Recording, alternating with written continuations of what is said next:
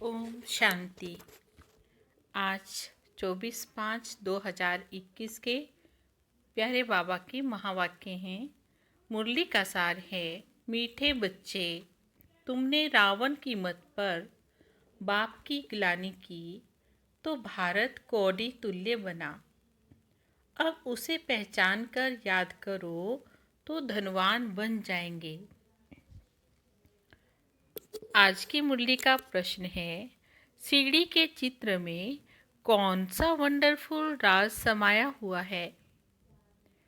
सीढ़ी के चित्र में कौन सा वंडरफुल राज समाया हुआ है? उत्तर है, आधा कल्प है भक्ति की डांस और आधा कल्प है ज्ञान की डांस। जब भक्ति की डांस होती है तो ज्ञान की नहीं होती, और जब ज्ञान की होती है तो भक्ति की नहीं। आधा कल्प रावण की प्रालब्ध चलती और आधा कल्प तुम बच्चे प्रालब्ध भोगते हो। ये गुह्य राज सीढ़ी के चित्र में समाया हुआ है। गीत है ओम नमो शिवाय। ओम शांति। बाबा बैठ समझाते हैं, भक्ति मार्ग में बहुत ही भक्ति की डांस की, ज्ञान की डांस नहीं की। भक्ति की डांस जब होती है तो ज्ञान की नहीं होती, जब ज्ञान की होती है तो भक्ति की नहीं होती, क्योंकि भक्ति की डांस तो उतरती कला में ले जाती है। सत्युग त्रेता में भक्ति होती नहीं, भक्ति शुरू होती है द्वापर से। जब भक्ति शुरू होती है तो ज्ञान की प्रालब्ध पूरी हो जाती है, फिर उतरती कला होती है। कैसे उतरते हैं सो बाप बैठ समझाते हैं। मैं कलप कलप आकर बच्चों को कहता हूँ, तुम बच्चों ने हमारी बहुत ही गिलानी कर दी। जब जब भारत में इस आदि सनातन देवी देवता धर्म की गिलानी होती है तब मैं आता हूँ। गिलानी किसको कहा जाता है वह भी समझाते हैं। बाप कहते हैं, मैं विकारी नरकवासी भारत को आकर कलप कलप स्वर्गवासी बनाता हूँ। तुम मेरी गिलानी आसुरी मत पर करने के कारण कंगाल बन गए हो। राम राज्य था, अभी तो रावण राज्य है, जिसको हार और जीत दिन और रात कहा जाता है। अब विचार करो मैं कब आऊं? जिनको राज्य दिया वही राज्य गंवा बैठे हैं। हिसाब किताब तो सारा समझाया जाता है। मैं आकर वर्षा देता हूँ, फिर रावण तुमको श्रापित करते हैं। भारत को खास, दुनिया को आम। भारत की महिमा का भी किसी को मालूम नहीं। पहले पहले भारत ही था, कब था, कैसे था, कौन राज्य करते थे, किसी को भी कुछ पता नहीं है, कुछ भी समझते नहीं हैं। जो देवता थे शक्ल मनुष्य की और सीरत देवताओं की थी। अब सूरत भले मनुष्यों की है, सीरत तो आसुरी है। जिसको समझाते हैं वे समझते नहीं हैं, क्योंकि पारलौकिक बाप को ही नहीं जानते और ही बैठकर गाली देते हैं। बाबा की गिलानी करते करते बिल्कुल कौड़ी तुल्य बन गए हैं। भारत का डाउनफॉल हो गया है। ऐसी हालत जब होती है तो बाप कहते हैं तब मैं आता हूँ। अभी तुम बच्चों को सम्मुख समझा रहा हूँ, कल पहले भी ऐसे ही समझाया था। ये देवी संप्रदाय की स्थापना हो रही है। हम मनुष्य से देवता बन रहे हैं। मनुष्यों को तो ये भी पता नहीं कि बाप कब आते हैं। सत्युग त्रेता में तुम बहुत खुशी से प्रारब्ध भोगते हो, फिर द्वापर से रावण का श्राप पाते पाते बिल्कुल ही खत्म हो जाते हैं। जैसे देवताएं प्रारब्ध भोगते भोगते त्रेता के अंत में खत्म हो जाते हैं, फिर रावण की आसुरी प्रारब्ध शुरू होती है। भक्ति भी पहले अव्यभिचारी होती, फिर व्यभिचारी होती। सीढ़ी ठीक बनी हुई है। हर एक चीज सतो प्रधान, सतो रजो तमो बनती है। खाद तो पड़ती जाती है। तुम बच्चों को समझाया तो बहुत अच्छी रीति से जाता है, परंतु धारणा कम होती है। कोई में तो समझाने का बिल्कुल भी अकल ही नहीं है। कोई अच्छे अनुभवी हैं जिनकी धारणा बड़ी अच्छी होती है। नंबरवार तो होते हैं ना। बाबा ने कहा स्टूडेंट एक समान तो नहीं होते हैं, कुछ ना कुछ नंबर जरूर रखेंगे। कोई को भी समझाना बहुत सहज है। बाबा कहते मुझे याद करो, मैं तुम्हारा बेहद का बाप सृष्टि का रचयिता हूँ। मुझे याद करने से तुमको बेहद का वर्षा मिलेगा। याद से ही खाद निकलेगी। सिर्फ ये समझाओ कि तुम भारतवासी सत्युग में सतो प्रधान थे, अभी तो कलयुग में तमो प्रधान बने हो। आत्मा में ही खाद पड़ती है, पवित्र होने के बगैर कोई वहां पर जा नहीं सकते। नई दुनिया में है सतो प्रधान। कपड़ा नया है तो कहेंगे सतो प्रधान, फिर पुराना हो जाता है तो कहते हैं तमो प्रधान। अभी सबका कपड़ा फटने के लायक है। सब जड़ जड़ी भूत अवस्था को पाए हुए हैं। जो विश्व के मालिक थे वही बिल्कुल गरीब बने हैं, फिर उनको ही साहूकार बनना है। इन बातों को मनुष्य नहीं जानते। भारत स्वर्ग था तो इन लक्ष्मी नारायण का राज्य था, और सब धर्म वाले तो बाद में आए। बाबा तुम बच्चों को रियल बातें बैठकर समझाते हैं। गीता का देखो कितना मान है, पढ़ते पढ़ते बिल्कुल ही नीचे गिर गए हैं। तब तो पुकारते हैं हे पतित पावन आओ। हम भ्रष्टाचारी बन गए हैं। अब सदगति तो भगवान ही दे सकते हैं। बाकी शास्त्रों में तो सब भक्ति मार्ग है। तुम्हारी बुद्धि में भी बैठा हुआ है, हम बाबा के ज्ञान से देवता बनते हैं। अब सारी दुनिया से वैराग्य है। सन्यासी भी भक्ति करते, गंगा स्नान आदि करते हैं ना। भक्ति भी सतो प्रधान, फिर सतो रजो तमो होती है। ये भी ऐसे है। आधा कल्प दिन आधा कल्प रात भी गाई जाती है। ब्रह्मा के साथ जरूर ब्राह्मणों का भी दिन होगा ना। तुम अभी दिन में जाते हो, भक्ति की फिर रात होती है। भक्ति में तो बहुत दुख है, उनको रात कहा जाता है।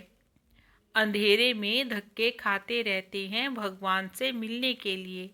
भक्ति मार्ग में सद्गति देने वाला कोई नहीं है। तुम्हारे सिवाय कोई भी यथार्थ रीति भगवान को नहीं जानते हैं। बाबा ने कहा आत्मा भी बिंदी परमात्मा भी बिंदी है। ये बात कोई के समझ में नहीं आती है। परमात्मा ही स्वयं आकर ब्रह्मा तन से समझाते, उन्होंने फिर भागीरथ बैल के रूप में दिखाया है। अब बैल की तो बात ही नहीं है। बाबा सब बातें अच्छी रीति समझाते, परंतु किसी की बुद्धि में पूरा बैठता ही नहीं है। बाबा बैठ समझाते, बच्चे मैं तुम आत्माओं का बाप हूँ, तुम मुझे याद करो और वर्षे को याद करेंगे तो तुम्हारे विकर्म विनाश हो जाएंगे। फिर भी कहते हो तुम मुझे भूल जाते हैं। तो वह ऐसे साजन व बाप को क्या कभी भूलना चाहिए? बाबा ने कहा स्त्री पति को अथवा बच्चे कभी बाप को भूलते हैं क्या? यहाँ तो तुम भूल जाते हो। कहते भी हो बाबा आप हमको स्वर्ग का मालिक बना रहे, फिर भी भूल जाता हूँ। बाप कहते हैं याद नहीं करेंगे तो अंदर से जो कट चढ़ी है वे कैसे निकलेगी। मुख्य बात तो याद की है। अपना कोई दूसरे धर्म से ताल्लुक नहीं है। स्कूल में तो हिस्ट्री ज्योग्राफी समझाते हो, कोई तो बिल्कुल भी समझते नहीं हैं। बाबा पढ़ाते हैं ये बुद्धि में बैठता ही नहीं है। अच्छा बाबा और वर्षा तो याद करो, फिर ये भी भूल जाते हो। जिसके लिए आधा कल्प से भक्ति करते आए उस बाबा को याद नहीं करते। तुम बच्चों की बुद्धि में है अब हम ये शरीर छोड़कर फिर राजाई में जाएंगे। ये हमारा अंतिम जन्म है। सूक्ष्म वतन में उनके फीचर्स तो वही देखते हो, वैकुंठ में भी देखेंगे। जानते हो ये मम्मा बाबा लक्ष्मी नारायण बनते हैं। तुम जब सत्युग में रहते हो तो समझते हो एक शरीर छोड़कर हमें दूसरा लेना है। वहाँ उनको ये पता नहीं रहता कि सत्युग के बाद त्रेता आएगा, फिर द्वापर आएगा, फिर हम उतरते जाएंगे। ज्ञान की बात ही नहीं रहती, पूर्ण जन्म लेते रहते हैं। वहाँ आत्म अभिमानी रहते, फिर आत्म अभिमानी से देह अभिमानी बन जाते हैं। ये नॉलेज सिर्फ तुम ब्राह्मणों को है और कोई के पास नहीं है। ये ज्ञान ज्ञानेश्वर जो ज्ञान का सागर बाप है वही सुना रहे हैं। जरूर ब्रह्मा के बच्चे ब्राह्मणों को ही सुनाएंगे। ब्रह्मा के बच्चे ब्राह्मण संप्रदाय है। कितना रात दिन का फर्क है। तुम पुरुषार्थ कर संपूर्ण गुणवान बनते हो। संपूर्ण निर्विकारी बाबा ने कहा तुम बच्चे अभी ही बनते हो। गृहस्थ व्यवहार में रहते भी तुम बाबा को याद करो। कर्म तो करना ही है। बुद्धि का योग बाबा के साथ लगा रहे। भले कोई भी कर्म करो। बाबा ने कहा भले बढ़ई का काम करो, हाँ, कारपेंटर का काम करो, वह राजाई का करो।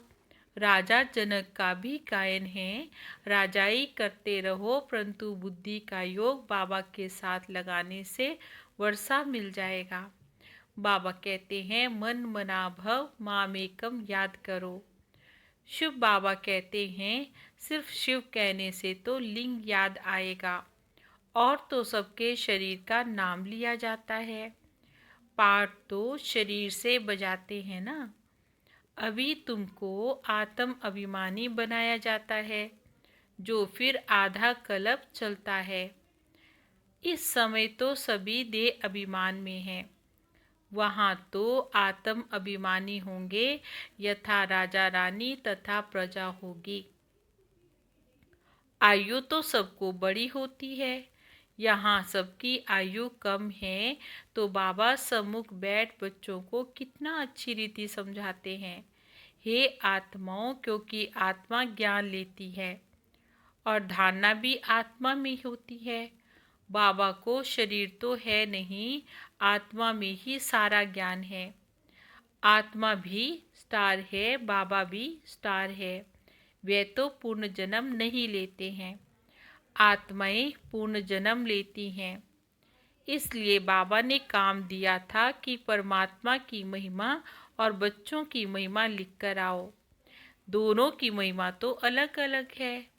बाबा ने कहा श्री कृष्ण की महिमा अलग है और निराकार शिव बाबा की महिमा तो अलग है। अब देखो इतना गुणवान इनको किसने बनाया? तो जरूर कहेंगे परमात्मा ने बनाया। इस समय तुम ईश्वरीय संप्रदाय हो। तुमको अभी बाबा सिखला रहे हैं, पीछे फिर तुम प्रारब्ध भोगते हो। सत्युग में तो कोई भी नहीं सिखाएंगे। भक्ति मार्ग की सामग्री ही खत्म हो जाती है। इस दुनिया से तुमको वैराग्य आना चाहिए ना। अर्थात देह सही दे के सब संबंध छोड़ अपने को अशरीरी आत्मा समझना है। बाबा ने कहा नंगे आए थे नंगे जाना है। ये पुरानी दुनिया खलास हो जानी है। हम सब नई दुनिया में जाने वाले हैं। बस ये याद की मेहनत करते रहो। इसमें ही बाबा ने कहा बच्चे फेल होते हैं, याद करते ही नहीं।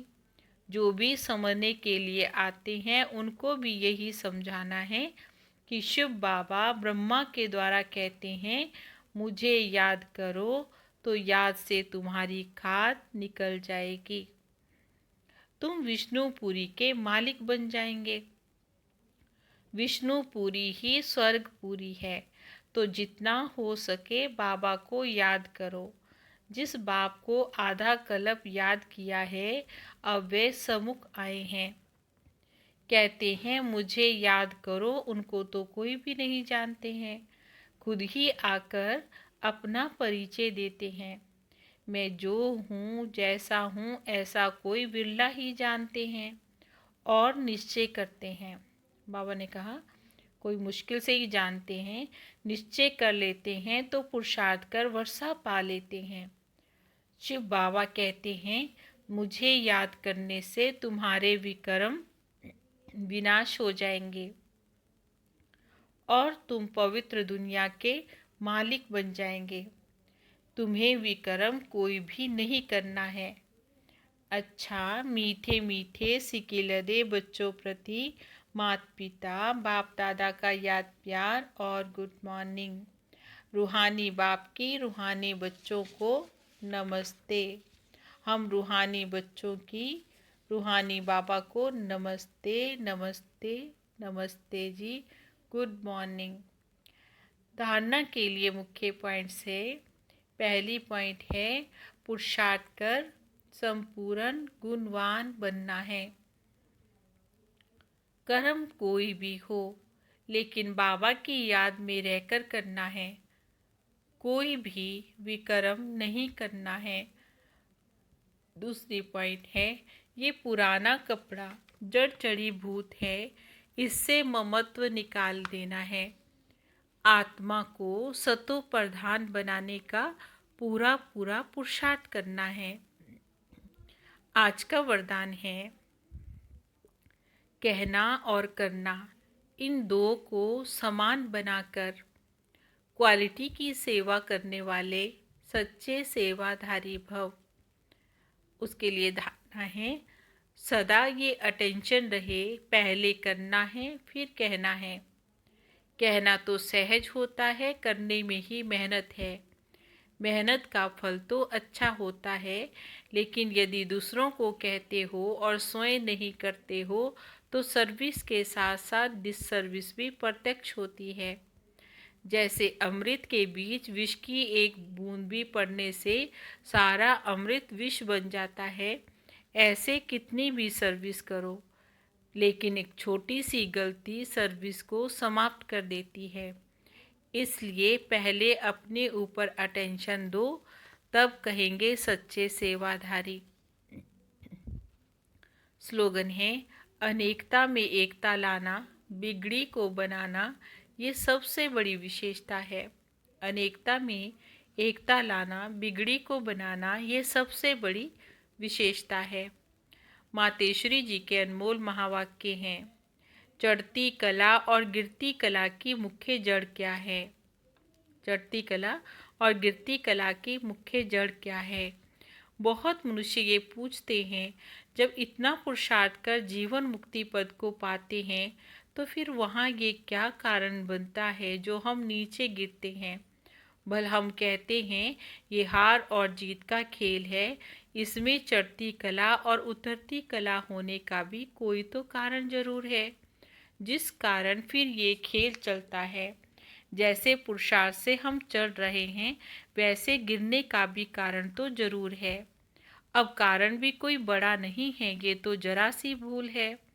जैसे परमात्मा कहते हैं मुझे याद करो, मैं तुमको मुक्ति जीवन मुक्ति पर दूंगा, वैसे ही जब बॉडी कॉन्शियस हो परमात्मा को भूलते हैं तो गिरते हैं, फिर वाम मार्ग में चले जाते हैं, फिर 5 विकारों में फंसने से दुख उठाते हैं, तो ये हुआ अपना दोष, ना कि रचता का दोष। जो लोग कहते हैं दुख सुख परमात्मा देता है, ये तो कहना ही रॉन्ग है। बाबा सुख रचता है, ना कि दुख रचता है। बाकी हम श्रेष्ठ कर्म से सुख उठाते हैं और भ्रष्ट कर्म से दुख भोगते हैं। बाकी अच्छे कर्म का फल और बुरे कर्मों का दंड परमात्मा के द्वारा अवश्य मिलता है, परंतु ऐसे नहीं कहेंगे कि सुख दुख दोनों परमात्मा देते हैं। बाबा ने कहा नहीं, परमात्मा तो चढ़ती कला में हमारे साथ है, बाकी गिराने वाली तो ये माया है। कॉमन रीति से भी कोई साथ अथवा मदद देते हैं तो वो सुख के लिए देते हैं, बाकी दुख उठाने के लिए कोई किसी का साथ नहीं लेते। बाकी तो बाबा ने कहा जैसा जैसा कर्म होता है वैसे वैसे फल की रिजल्ट होती है। तो इस ड्रामा के अंदर दुख सुख का खेल अपने कर्मों के ऊपर बना हुआ है, परंतु तुच्छ बुद्धि मनुष्य इस राज को नहीं जानते हैं। ओम शांति।